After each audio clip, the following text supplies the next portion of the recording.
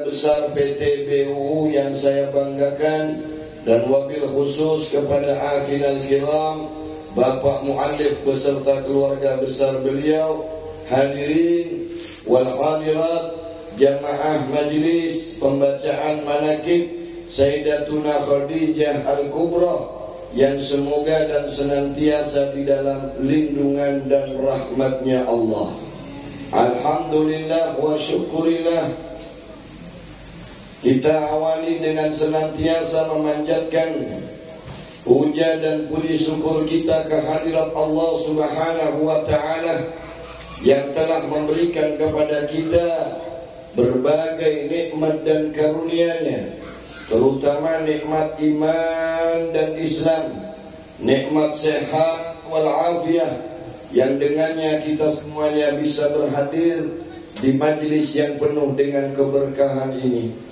Mudah-mudahan semua yang hadir di majlis ini, yang memiliki hajat, yang memiliki keinginan, yang memiliki permohonan, yang memiliki cita-cita yang selama ini belum dikabulkan oleh Allah, pulang dari tempat ini semua hajatnya dikabulkan oleh Allah. Baik itu hajat dunia, terlebih-lebih hajat-hajat akhirat. Dan semoga dengan barokahnya, keramatnya manaqib Sayyidatuna Khadijah Al-Kubra, mereka yang datang memiliki penyakit Allah berikan kesembuhan. Mereka yang punya utang Allah segera lunaskan utang-utangnya. Mereka yang punya masalah Allah angkat semua masalahnya dengan berkat syafaat baginda Nabi Muhammad sallallahu alaihi wasallam dan barokahnya Sayyidatuna Khadijah Al-Kubra radhiyallahu ta'ala anha.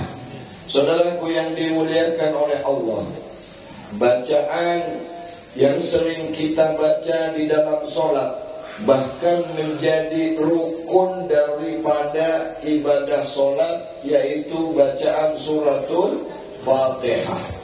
Bahkan dikatakan barang siapa yang tidak membaca suratul Fatihah di dalam solatnya, maka dia tidak sah atau tidak dianggap melaksanakan solat. Dalam bacaan suratul Fatihah, selain di situ mengagungkan Allah Subhanahu wa ta'ala dengan berbagai asmaul husnahnya Allah, ada bagian belakang itu adalah doa dan permohonan kita kepada Allah Subhanahu wa ta'ala.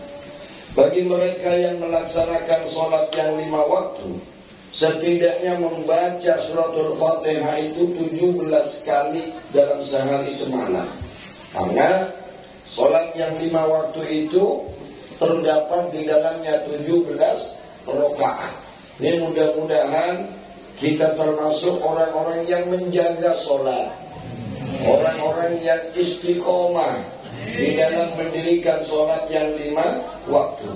Karena ibadah sholat ini merupakan imaduddin, tiangnya agama. Orang yang gak puasa masih dikatakan Islam. Orang yang tidak zakat banyak, tapi tetap dikatakan Islam. Tetapi hadis dengan jelas mengatakan, siapa orang yang meninggalkan sholat dengan sengaja, faqad kafara jiharon, maka dia dicap seperti orang yang kafir dengan terang-terangan. Oleh karena itu saudaraku, jutaan orang di dalam kubur, mereka sedang menangis dan bersedih. Mereka sedang menderita dan diadab oleh Allah. Penyesalan pertamanya karena meninggalkan sholat yang 5 waktu. Orang-orang yang melaksanakan sholat yang 5 waktu, mereka adalah orang-orang yang telah memiliki perjanjian khusus dengan Allah Subhanahu wa ta'ala, yang mana perjanjian itu adalah wajib bagi Allah untuk memasukkan hamba yang sholat tadi ke dalam surga. Ini perjanjian khusus. Wajib bagi Allah untuk memasukkan orang tersebut ke dalam surga. Siapa? Bagi orang-orang yang muqimas sholat, bagi orang-orang yang ahli kiblat, bagi orang-orang yang sujud kepada Allah Subhanahu wa ta'ala dengan sholat yang 5 5 waktu. Tapi bagi orang yang tidak melaksanakan sholat, tidak mengerjakan perintah sholat, maka tidak ada perjanjian dengan Allah untuk Allah masukkan dia ke dalam surga. Kalau Allah memandang dia dengan rahmat dan maghfirah, boleh jadi Allah ampunkan dosanya dan Allah masukkan dia ke dalam surga. Tapi kalau tidak, ya tidak ada kewajiban bagi Allah untuk masukkan ke dalam surga. Sedangkan orang yang sholat, Anda boleh nagih, ya Tuhan, bukankah Engkau berjanji bagi orang-orang yang mendirikan sholat agar Engkau masukkan kami ke dalam surga? Tapi orang-orang yang gak sembahyang, orang-orang yang tidak sholat, yang gak bisa komplain, gak bisa nagih kepada Allah, karena memang Allah tidak berjanji. Yang kedua, dikhawatirkan orang yang tidak sholat itu matinya dalam keadaan su'ul khotimah. Ini yang paling berbahaya. Padahal kunci kubur tadi untuk mendapatkan nikmat kubur itu adalah husnul khotimah. Kalau orang sudah masuk dalam kubur, itu berbeda dengan ketika mereka di dunia. Makanya disebut dengan barzakh.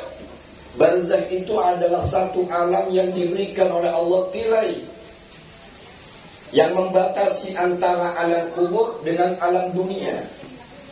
Karena kubur itu belum akhirat. Yang disebut dengan akhirat itu ba'dal kiamat. Kalau sudah terjadi kiamat, maka itulah akhirat.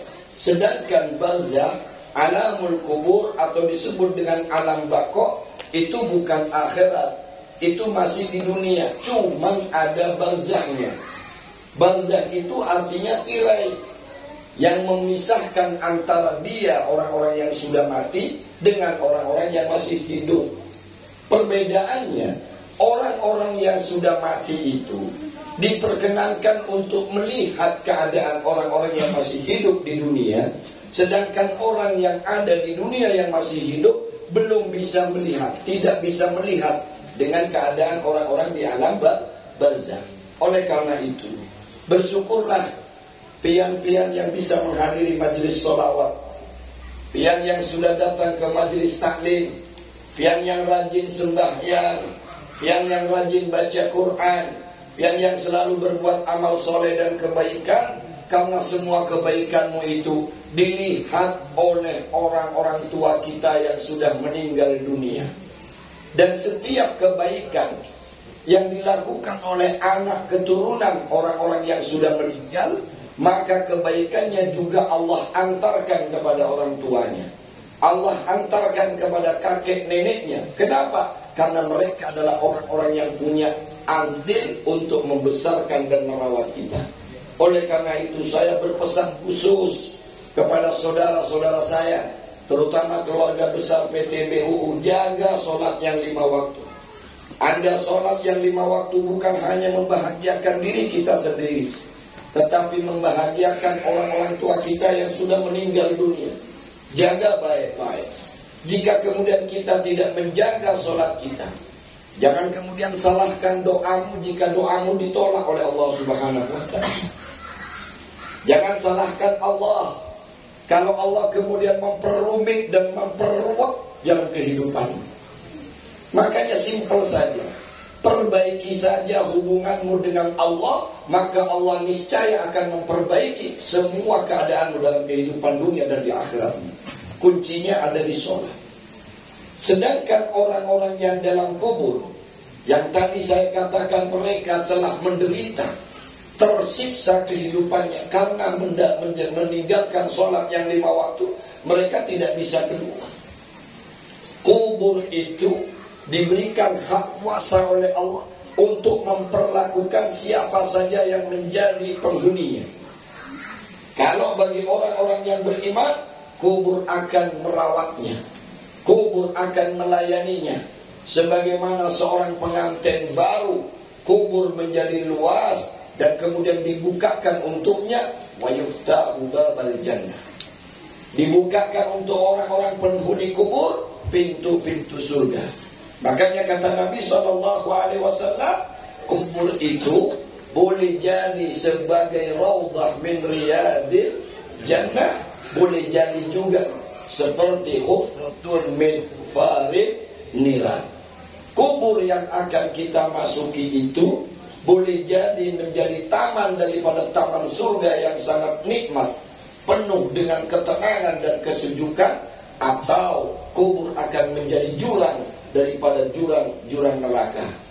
Kalau kita sudah masuk dalam kubur, kita nggak bisa lari, kita nggak bisa keluar. Sayyidina Utsman bin Affan radhiyallahu taala anhu, ketika dikisahkan kepada beliau tentang yaumil qiyamah, beliau tidak menangis. Ketika dikisahkan kepada beliau tentang neraka dan berbagai siksaannya, beliau tidak menangis. Tetapi ketika dikisahkan kepada beliau tentang sifat-sifat kubur dan keadaannya, beliau menangis sejadi-jadinya. Sehingga sahabat bertanya kepada Sayyidina Utsman, "Ya Amirul Mukminin, apa yang membuatmu seperti ini? Orang berkisah tentang kiamat, engkau tidak menangis. Orang bercerita tentang neraka, engkau tidak menangis. Tapi ketika bercerita kubur, engkau menangis sejadi-jadinya." Sayyidina Utsman bin Affan berkata, kalau kiamat itu banyak temannya, di neraka banyak barangnya, tapi kalau dalam kubur sendirian. Dan yang memegang kuncinya kubur, miftahul kubri, miftah kuncinya kubur itu biyadil Israfil, di tangannya malaikat Israfil. Karena orang itu tidak bisa keluar dari kubur tadi itu kecuali nanti setelah kiamat, disebut dengan yaumul ba'ats. Disitulah penyesalan hidup luar biasa, kesendirianmu di tempat itu. Di saat itulah kemudian kita menyesal tidak ada gunanya lagi. Beruntung masih ada anak-anak yang soleh dan soleha. Beruntung mereka orang-orang tua pian berataan. Beruntung karena masih ada anak-anak yang duduk di majelis taklim, masih mau duduk di majelis sholawat, masih mau duduk di majelis-majelis zikir. Semua kebaikanmu, pahalamu Allah antarkan juga kepada mereka yang sudah meninggal dunia. Mari kita angkat kedua tangan kita, memohon kepada Allah, mudah-mudahan dengan barokahnya yang hadir di majlis manakibnya Sayyidatuna Khadijah, Allah ampunkan semua dosa kedua orang tua kita. Allah luaskan kubur barzahnya, Allah penuhi dengan cahaya rahmat dan kasih sayangnya. Amin ya rabbal alamin. Ma'asyiral hadirin wal hadirat yang dimuliakan oleh Allah, di dalam suratul Fatihah itu ada permohonan kita kepada Allah Subhanahu wa ta'ala. Di antaranya adalah kita minta kepada Allah Subhanahu wa ta'ala petunjuk. Ihdinas siratal mustaqim. Ya Allah, tunjukkan kami ke jalan yang lurus. Kalau Allah sudah menunjukkan kita dengan jalan siratal mustaqim, hidup itu berlalu aja, tidak melawan arus. Kita tidak bakalan capek, kita tidak bakalan payah. Kenapa? Karena Allah yang menunjukkan jalan. Sementara ini kita bikin jalan-jalan sendiri, akhirnya kita capek sendiri, kemudian kita kecewa sendiri. Karena kita merasa kita mampu, kita merasa kita kuat. Selama ini kita merasa kita yang bisa menentukan segala-galanya, merencanakan segala-galanya. Tidak, saudaraku. Semua rencana berakhir kepada ketetapannya Allah Subhanahu wa ta'ala. Kalau kemudian kita sudah sadar dan paham bahwa semua rencana dan usaha itu berhenti dan berakhir kepada kekuasaan dan ketetapan Allah, kenapa kita tidak gantungkan semuanya kepada Allah? Dengan cara mintalah petunjuk kepada Allah, maka Allah akan membimbing kita, menuntun kita kepada siratal mustaqim. Ekonominya Allah bimbing, keluarganya Allah bimbing, anak keturunannya Allah bimbing, semuanya dalam bimbingan Allah. Sehingganya hidup ini terasa nikmat, terasa bahagia, karena kita seperti orang yang berlarut saja, tidak pakai tenaga kita menjalankannya. Mudah-mudahan pulang dari tempat ini semuanya diberikan kebahagiaan oleh Allah, diberikan keberkahan oleh Allah atas bimbingan Allah menuju siratal mustaqim. Siratal mustaqim itu tentu ada contoh dan teladannya. Karena kalau orang itu bilang siratal mustaqim, Anda akan bertanya, seperti apa siratal mustaqim itu, Ustaz? Siratal mustaqim itu adalah siratal ladzina an'amta alaihim, yaitu jalan bagi orang-orang yang telah Engkau berikan nikmat. Jadi contohnya sudah ada. Siapa orang-orang yang Allah berikan nikmat? Minan nabiyyin was-siddiqin was-suhada was-salihin fahasuna ulaika rafiqah. Mereka jalannya para anbiya. Ikuti saja beliau. Kalau tidak bisa semuanya kita ikut sunnah Rasulullah, ikuti sebisa dan semampu kita. Yang penting kau berbuat taat. Manistata'tum, semampu kalian. Paksakan dirimu untuk sujud, paksakan dirimu untuk taat. Selanjutnya minta kekuatan kepada Allah Subhanahu wa ta'ala. Jangan ikut-ikutan orang-orang yang lalai. Jangan ikut-ikutan orang yang suka lupa kepada Allah. Ikutilah para nabi. Minan nabiyyin was-siddiqin, orang-orang yang jujur, orang-orang yang lurus. Jadikan mereka teman. Kalau engkau mendapatkan teman yang menasihatimu, jangan sakit hati. Mereka adalah orang-orang yang cinta kepadamu. Sementara orang yang suka memujimu, engkau baik dipuji, engkau salah tetap dipuji, engkau buruk tetap dipuji. Hati-hati. Mereka itu yang akan menjerumuskanmu, dan saatnya nanti engkau akan sadar bahwa teman itu, sahabat itu bukan hanya orang yang bisa membuat kita tertawa, tetapi sahabat adalah orang yang mampu membuat kita merenung dan menangis. Itu sahabat. Kenapa? Karena beliau adalah orang-orang yang cinta sama kita. Beliau tidak tega untuk kita tersiksa dalam alam kubur. Beliaulah sahabat-sahabat kita yang sebenarnya. Makanya Al-Quran Karim, Allah Subhanahu wa ta'ala dalam Al-Quran dengan tegas mengatakan, ya ayyuhalladzina amanu taqullaha wa kunu ma'as-shadiqin. Wahai orang-orang yang beriman, ittaqullah, takutlah kalian kepada Allah. Wa kunu ma'as-shadiqin, dan hendaklah engkau jangan berpisah dengan orang-orang yang baik, dengan orang yang benar-benar bujur-bujur dalam agamanya. Jangan sampai terpisah. Pegang erat tangan mereka, jadikan sahabat saudara sehidup semati. Ingat, besok di yaumil qiyamah, sahabat-sahabat yang seperti inilah yang tidak akan melupakan kita, saudara. Kalau di dunia ini sudahlah cukup, kita sudah banyak pengalaman. Masing-masing pihak pasti punya pengalaman. Berapa banyak orang yang dikecewakan oleh orang-orang yang dibantu dan ditolongnya. Banyak. Sampai-sampai ada pepatah, air susu dibalas dengan air pecaren. Air susu dibalas dengan air tuba. Kenapa? Sudah dibantu, sudah ditolong, ternyata mereka yang menyakiti kita. Tapi tidak dengan orang-orang as-siddiqin, dengan orang-orang yang soleh. Kalau ada orang soleh, ini biar dengarkan, bujur-bujurlah. Mudah-mudahan jadi nasihat yang baik buat diri saya dan semua yang hadir. Satu, punya teman orang soleh.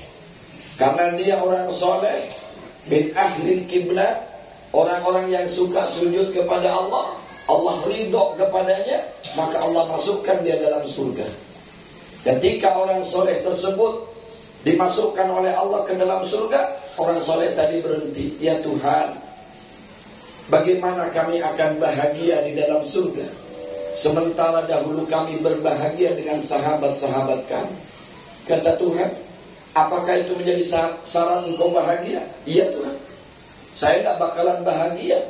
Bagaimana mau bahagia sepi surga ini? Saya minta teman-teman saya juga dimasukkan dong. Kata Allah, sudah kalau begitu panggil sahabat-sahabatnya. Lalu dipanggil orang-orang yang dahulunya satu majlis, Ya Allah, mana itu rohnya orang-orang yang dahulunya biasa hadir di majlis manaqib Sayyidatuna Khadijah, di kantor BUU, sahabat-sahabat kami yang membantu kami, panggil mereka semua ya Allah. Mana teman-teman kami yang biasa sholat berjamaah dengan kami, mana sahabat kami yang seperjuangan kesana kemari berdakwah untuk agama-Mu ya Allah. Dipanggil semuanya sama Allah. Padahal kita bukan siapa-siapa. Mungkin di antaranya ada yang dalam neraka, tapi karena seruan dan panggilan seorang sahabat sejati, mereka yang dalam neraka pun diangkat oleh Allah. Ketika kumpul semuanya macam begini, baru Allah izinkan, masuklah kau ke dalam surga. Dan gandeng semua sahabat-sahabatmu. Alhamdulillah, Alhamdulillah, Alhamdulillah. Ini keuntungan kita dekat dengan orang-orang soleh. Seandainya kita di rumah, mana mungkin kita bisa ketemu dengan Guru Mubarak. Ngundang beliau ini paling sulit, bukan karena jadwalnya yang padat, tapi bininya yang banyak. Kalau kita di rumah, bagaimana mungkin kita ketemu dengan Guru Fadli? Susah cari beliau, bukan karena jadwalnya juga yang padat, tapi beliau memang sering hilang. Tapi ketika kita datang ke tempat ini, bisa kita memandang wajah para habaib, bisa memandang para wajah ulama kita. Mudah-mudahan nang kayak beginilah yang akan menjadi amal kita yang diterima oleh Allah Subhanahu wa taala. Insya. Oleh karena itu saudara, ayo kita ikutilah bagaimana teladannya Sayyidatuna Khadijah di dalam mencintai Rasulullah, di dalam memperjuangkan dakwahnya Nabi Muhammad, di dalam membela Rasulullah SAW dengan dirinya, hartanya, jiwa dan raganya, semua diberikan untuk baginda Nabi Muhammad SAW. Bu, Pak, orang baca manaqibnya Siti Khadijah itu pasti yakin kabul hajat. Kalau kemudian kita tidak kabul hajat, itu kita introspeksi diri, kita ini salahnya apa? Karena dalam riwayat tentang keramatnya Sayyidatuna Khadijah itu luar biasa. Satu anak orang sakit lumpuh di rumahnya, mamahnya datang ke makam Sayyidatuna Khadijah, berdoa kepada Allah, pulang ke rumahnya, anaknya yang lumpuh sembuh, kabul hajatnya. Kenapa? Karena beliau ini tergolong daripada walinya Allah yang memiliki makom ahlud darat. Ahlud darat itu apabila disambat ngarannya dengan kalimat ya ummana ya Khadijatal Kubra. Ikuti saya ke. Ya ummana ya Khadijatal Kubra. Ya ummana ya Khadijatal Kubra. Ya ummana ya Khadijatal Kubra. Lalu kita minta kepada Allah, Allah pasti kabulkan doa kita. Mudah-mudahan apa yang menjadi penghalang doa kita selama ini Allah hapuskan semuanya, sehingga doa kita malam ini tembus semuanya. Yang mengalami kerugian Allah ganti dengan keuntungan. Yang punya kesulitan Allah ganti dengan kemudahan. Yang punya penyakit sembuh penyakitnya berkat Sayyidatuna Khadijah Al-Kubra radhiyallahu ta'ala anha. Syarat utamanya adalah yakini dahulu. Kata guru sepupu, syaratnya orang mendapatkan karomatnya manaqib, dan saya sudah mendapatkan. Saya mendapatkannya semenjak keluarga besar BU ini meniatkan untuk baca manaqib, langsung Allah berikan kontan untuk saya. Kontan untuk saya. Dan saya yakin. Pertama yakin dulu bahwa beliau adalah kekasihnya Allah. Dan dengannya kita berwasilah. Waqtabi ilaihil wasilah wajahidu fi sabilihi la'allakum tuflihun. Kita berwasilah seperti tadi. Siratal ladzina an'amta alaihim. Ikuti jalannya. Kita ini kadang-kadang kita ini minta keberkahan dengan orang wali, minta keberkahan dengan orang-orang yang ulama, tapi jalan kita tidak ihdinas siratal. Beliau rotok suwi bu, agak lama. Wong walinya ke barat sampean ngetan, wali ke barat sampean ke timur, yo ndak ketemu bro. Jaka sebung naik VW ndak ketemu, ndak nyambung. Betul? Tuh, kalau kita memang mau keberkahan beliau, jalannya sama dengan beliau. Insya Allah dalam waktu yang singkat semua hajat kita, baik dunia maupun akhirat, Allah kabulkan. Amin ya rabbal alamin. Hada minni wal afu minkum. Summa assalamualaikum warahmatullahi wabarakatuh.